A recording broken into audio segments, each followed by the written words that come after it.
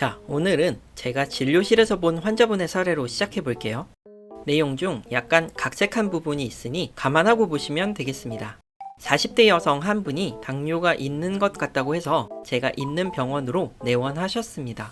주된 증상으로 최근 갑자기 2달 동안 무려 13kg 가까이 체중이 빠졌다고 했고요. 물을 많이 드시면서 소변도 엄청 많이 자주 보시게 되고요. 특히 화장실을 하루에 10차례 이상 간다고 하셨어요. 당연히 소변을 자주 보게 되니 목도 자꾸 마르게 되겠죠? 하루 종일 화장실을 왔다 갔다 하시는 중에 왠지 몸 전체적으로 힘도 많이 빠지고 현기증도 자주 생겨서 몸에 무슨 이상이 있는지 알아보러 오셨습니다. 제가 듣기에는 당뇨병과 관련된 증상이 너무 심각해 보여서 설명을 드리고 진료실에서 검사를 진행했고요. 검사 결과 당화혈색소가 무려 12.4%로 나왔는데요. 어마어마하게 높은 수치였죠. 뿐만 아니라 8시간 이상 금식을 했음에도 불구하고 공복 혈당은 200에 가까웠고 밥 먹고 2시간 후에 잰 혈당은 300을 넘는 수치를 보였습니다. 그래서 전반적으로 판단했을 때 당연히 당뇨병으로 진단된 것은 물론이고요. 병의 악화로 인해 탈수, 급성 합병증 발병의 위험성이 매우 높은 응급 상황이었습니다. 개인적인 경험에 비추어 볼 때 이런 식으로 최근 당뇨병이 급격하게 발생했거나 나빠진 환자분들 중에는 췌장과 관련된 위험한 질병을 동반하고 있는 경우가 종종 있습니다. 따라서 이 환자분도 췌장에 문제가 있는지를 꼭 짚어봐야 한다고 생각해서 환자분께 설명드리고 동의하에 추가적인 검사를 진행하게 되었죠. 복부 CT 검사와 췌장의 기능 평가를 위한 혈액 검사를 추가해서 확인해봤지만 다행히도 관련된 별다른 이상 소견은 발견되지 않았습니다.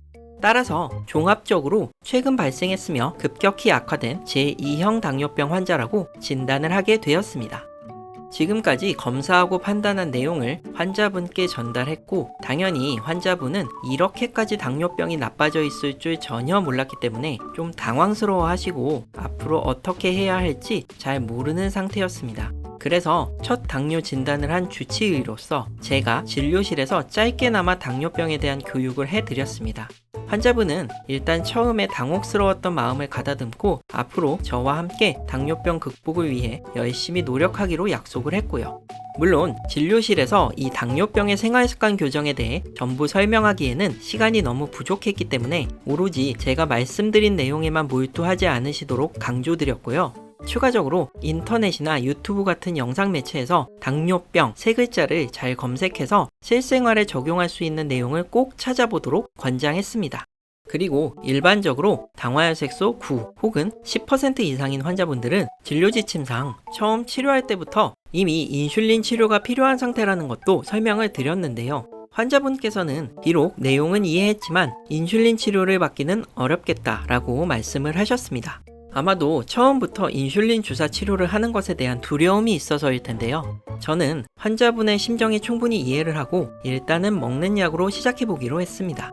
치료 3개월 후 다시 경과를 보기로 하고 진료를 끝마쳤고 약속했던 3개월이 흘러 환자분을 다시 뵙게 되었습니다. 진료 당일 바로 검사를 진행했는데요. 환자분께서는 3개월 동안 정말 열심히 했다고 하시면서 검사 결과가 나오기도 전에 굉장히 자신 있어 하는 눈치였습니다. 그리고 결과가 놀랍게도 당화혈색소가 12.4%에서 무려 5.7%까지 감소한 것으로 나왔죠. 이 당화혈색소 수치란 것이 아무래도 환자분께는 잘 와닿지 않는 개념이다 보니 비교적 쉽게 이해할 수 있는 평균 혈당으로 바꿔서 설명을 했는데요. 당화혈색소가 12.4%일 때는 평균 혈당이 310 이상이었는데 지금은 100에서 105 정도로 낮아졌다라고 말씀드렸습니다. 그러니까 한마디로 3개월 만에 혈당 수치가 3분의 1이 된 거죠.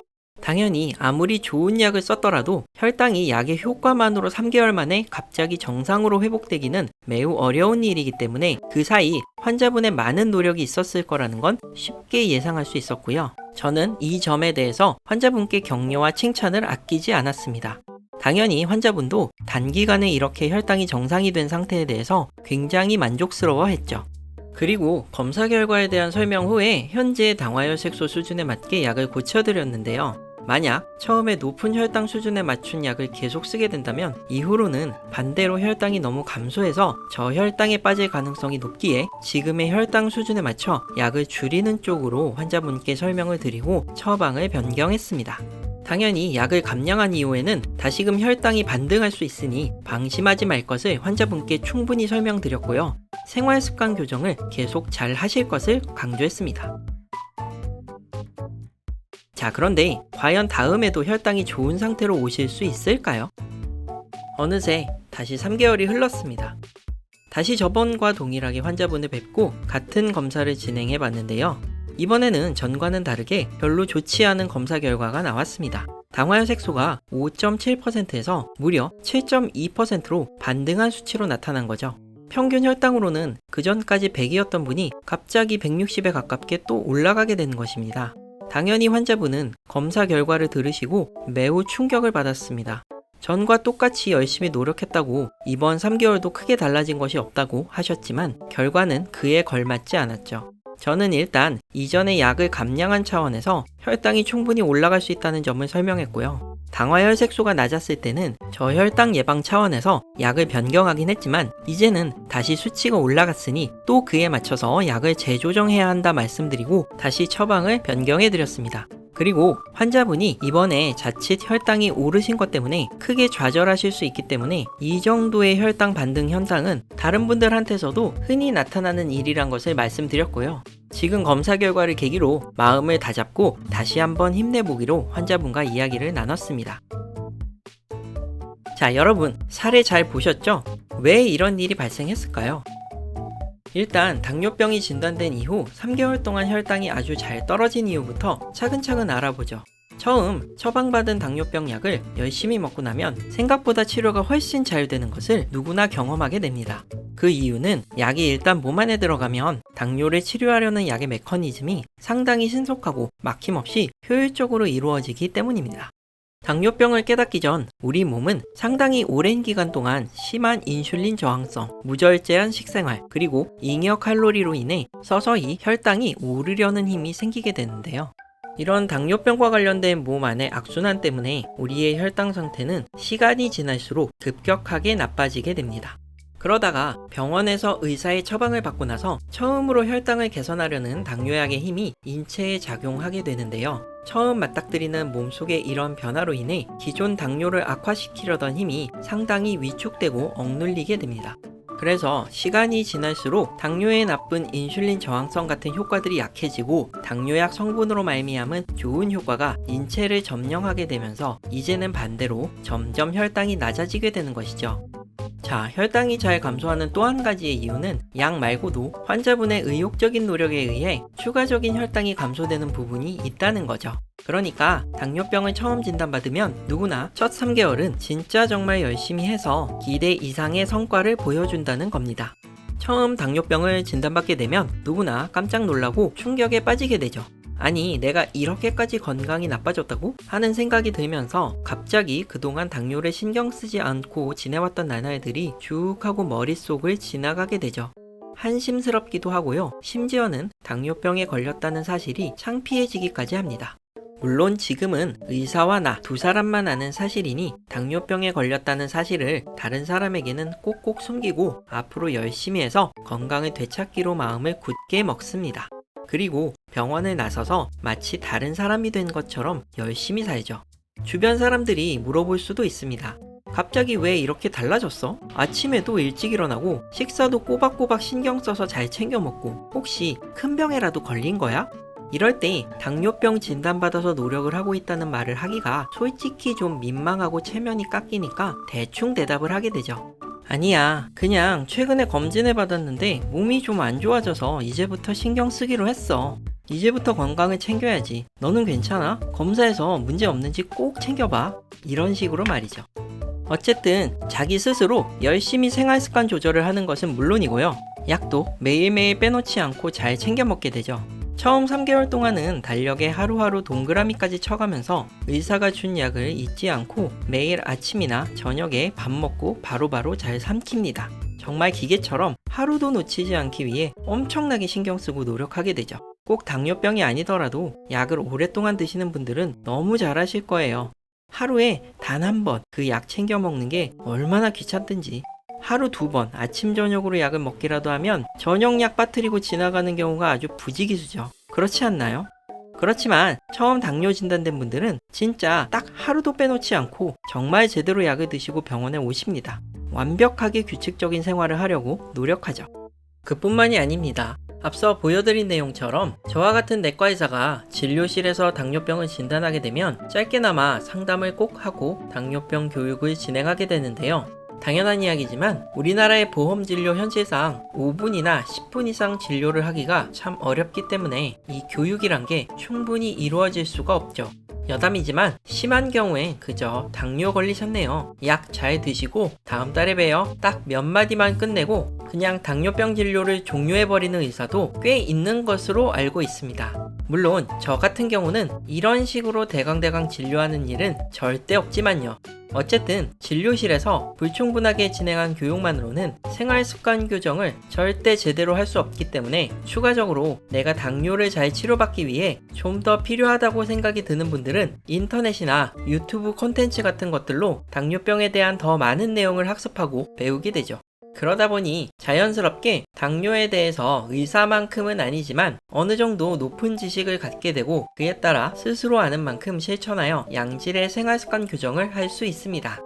종합하자면 처음 당뇨 치료를 위해 의사가 처방한 좋은 약제 그리고 환자의 긍정적인 의지가 만들어낸 좋은 생활습관 조절로 인해 훌륭한 결과가 나올 수밖에 없다는 겁니다. 혈당이 안 떨어질래야 안 떨어질 수가 없는 거예요. 배운 대로 열심히 3개월 동안 꾸준히 잘 하셨으니까요. 그야말로 완벽에 가까운 노력의 보상을 받은 거죠. 자, 좋은 약과 좋은 생활 습관에 더해 혈당을 잘 감소시키는 마지막 요인은 바로 치료받으시는 환자분들이 갖는 아주 긍정적인 마인드입니다. 일단 모든 일은 마음가짐으로부터 그 시작이 이루어진다는 말이 있잖아요. 당뇨병 치료도 마찬가지입니다. 환자 자신이 누가 시키지 않아도 스스로 당뇨병을 벗어나려고 정말 온갖 노력을 하면서 난 어떻게든 3개월 내에 좋아지고 말겠어, 꼭 해내고 말겠어 라는 마음과 생각으로 병 치료에 온 정신을 몰두하게 되죠. 그 순간만큼은 정말 일하는 데 쓰는 노력도 줄이고 취미생활도 잠시 중단하면서까지 당뇨병 치료에 온 정신과 시간을 쏟는 환자분들이 많습니다. 아무리 고난과 역경이 닥쳐도 그 3개월만큼은 정말 모든 걸 이겨내고 승리하겠다는 다짐으로 가득 찬 나날들이기 때문에 무엇이든 열심히 하다 보면 결국 당뇨병도 좋아지게 되는 것이죠. 자, 그런데 이런 좋은 상황에도 불구하고 당화혈 색소가 정상 수준으로 떨어지고 나서의 3개월 그리고 그 이후가 사실은 당뇨병 치료에 가장 문제가 되는 시기라고 저는 보고 있습니다. 당뇨병 환자의 첫 고비가 이때라고 할 수 있어요. 제가 진료실에서 치료한 경험을 토대로 생각해보면 처음 1년 이내 당뇨병 치료를 실패하는 대부분의 이유가 바로 이 치료 후 3개월부터 6개월까지의 사이의 기간에 일어난 일 때문이었죠. 과연 왜 그럴까요? 자, 3개월 이후부터 6개월까지의 기간에서는 아까 말씀드린 당뇨병 약의 효과가 최대로 나타나고 나서 점점 몸이 적응해 나가면서 약의 효과가 둔화되는 과정을 겪게 됩니다. 마치 달이 차고 기울어지는 것을 보듯이 말이죠. 실제 당뇨약을 환자에게 적용한 결과를 알아보는 그래프에서도 이 점이 잘 나타나는데요. 여기 보시는 빨간 그래프와 파란 그래프는 각각 A조합과 B조합으로 이루어진 다른 당뇨병 약제 치료요법을 가지고 서로 혈당 감소가 어떻게 되는지 비교 연구 분석한 내용입니다. 보시면 약속이라도 한 듯 3개월 전까지는 굉장히 가파르게 혈당이 감소하다가 3개월 이후부터는 두 조합마다 조금 차이는 있지만 비슷하게 혈당이 더 떨어지지 않고 같은 수치를 유지하거나 오히려 반대로 올라가는 모습을 보이죠. 3개월 후에 일제히 혈당 감소 효과가 떨어지는 이유는 왜일까요?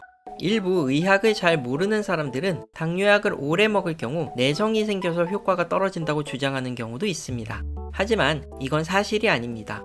교과서적으로 당뇨병 약은 그 메커니즘상 내성이 생길 수가 없거든요. 항생제 같은 세균 치료약과는 작동 원리가 다르기 때문이죠. 다만 혈당이 3개월 이후 잘 안 떨어지는 이유는 인체가 당뇨약에 적응을 하기 때문입니다. 내성과 적응은 완전히 다른 이야기죠. 일단 초반에 당뇨약의 효과로 인해 우리 몸속 혈당이 가파르게 잘 내려가고 나서 3개월 후부터는 약의 효과가 줄어들고 위축되게 되는 경우가 많은데요. 이는 지난 수년 혹은 십수년 이상 지속되어 온 몸속의 나쁜 인슐린 저항성과 혈당이 올라가려는 힘을 약이 완전히 막아주지 못하기 때문입니다. 시간이 지나면 틈을 노리고 당뇨병을 악화시키려는 이 못된 대사적 불균형의 힘이 다시 자리를 잡게 되는데요. 이로 인해 당뇨약의 힘이 위축을 받게 되죠. 그러고 나면 약으로 인해 사라졌던 혈당을 올리는 몸속의 악순환이 어느 정도 다시 몸에 영향을 주어서 결국 혈당이 이전만큼은 아니지만 어느 정도 상승하게 됩니다. 이를 당뇨약에 대한 인체의 적응이라고 하고요. 비슷해 보이지만 내성과는 다른 상황이라 말씀드릴 수 있겠습니다.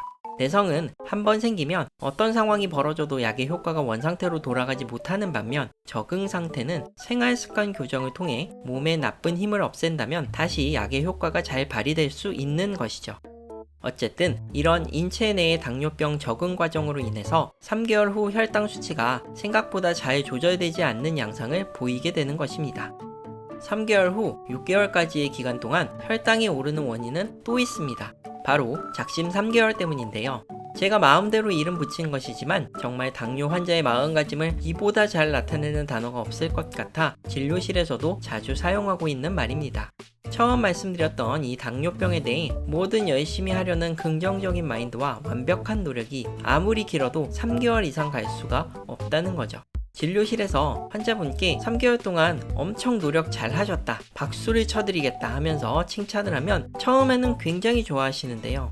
그런데 이렇게 열심히 하는 스스로의 노력을 1년, 아니 10년 이상 계속 하실 수 있겠느냐 하고 여쭤보면 그때는 대부분의 환자들이 고개를 설레설레 젓고 불가능하다 말씀하시죠. 그런데 사실 당뇨병은 3개월만 왔다가 가는 병이 아니거든요. 아무리 완벽하고 최고의 생활습관 교정을 보여주었다 해도 이런 노력이 끊임없이 지속되지 않으면 그 효과는 얼마 못 가서 신기루처럼 사라져버리게 되는데요. 처음 당뇨병을 치료하는 환자분들은 이 점을 잘 깨닫지 못하고 조금 나태하게 지내시다가 다음 진료실을 방문하실 때가 되어서야 비로소 큰 충격을 받게 되죠. 충격을 받는 이유는 너무도 당연히 혈당이 다시 올라가기 때문이고요. 이제는 3개월 전과 달리 약의 효과도 처음과 같지 않고 자기 자신의 노력도 최대한으로 하지 않기 때문에 혈당이 오르는 것은 어떻게 보면 너무나도 당연한데 말이죠. 그런데 환자분들은 그전 3개월째에 검사했던 가장 좋은 수치만 기억에 남고 그때의 좋았던 몸 상태도 영원할 거라고 믿었는데 그렇지 못하니 큰 충격에 빠지게 되는 것이죠. 이 6개월 후 검사 수치를 보시고 심한 좌절감을 느낀 나머지 그대로 당뇨병을 포기하시고 치료에서 이탈하는 경우도 종종 있기까지 합니다. 그래서 초기 당뇨 치료 1년 이내에 앞으로 쭉 잘 치료를 받으며 즐거운 당뇨 인생을 살아갈 것인지 그러지 못하고 힘들어서 포기하고 그저 당뇨병의 노예가 되어 무수한 시간 동안 고통을 받으면서 지낼 것인지가 결정되는 것입니다. 지금 인터넷에 공공연하게 떠돌아다니는 당뇨병에 대한 근거 없는 치료에 대한 내용 중 3개월 안에 혹은 단시간 안에 당화혈색소나 혈당이 정상으로 떨어졌다고 굉장한 치료라도 되는 것처럼 환자분들의 눈과 귀를 사로잡는 자극적인 문구들이 많이 돌아다니고 있습니다. 사실 이 내용들을 유심히 보시고 따라하시면 실제로 빠른 시간 내에 당화혈색소가 비슷하게 감소하는 결과를 보실 수 있습니다. 그러니까 내용 자체는 전혀 잘못된 것이 아니라는 거죠. 다만 문제는 그래서 그 3개월 후에는 앞으로 뭘 어떻게 하라는 건지 제대로 말해주지 않았다는 데에 있습니다. 확실한 당뇨병에 대한 비전이 없는 채로 그냥 눈앞의 혈당에만 집중해서 모든 일을 해결하려는 근시안적인 치료 방법에 문제가 있다는 거죠. 심지어는 애초에 단기간에만 가능한 계획을 잡고 3개월 안에 혈당을 낮춰놓기만 하는 전략을 쓰는 경우도 있는데요.